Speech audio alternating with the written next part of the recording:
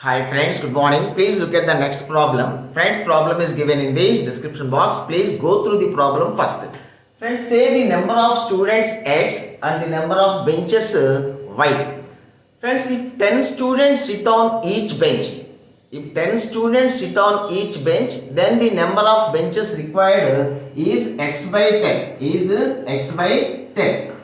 Friends, it is given that if 10 students sit on each bench, one more bench is required. So, this is equal to y plus 1. It implies x by 10 minus 1 is equal to y. This is equation 1.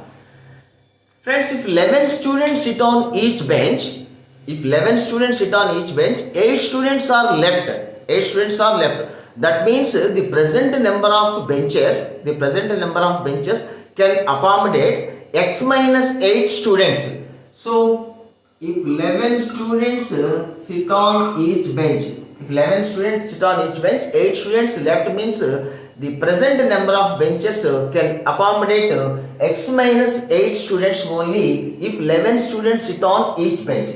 This is equal to the number of benches. This is equation 2. Friends, these two 1 and 2 are equal. So this is equal to this. X minus 10 by 10 is equal to x minus 8 by 11. It implies 11x minus 110. 11x minus 110 is equal to 10x minus 80.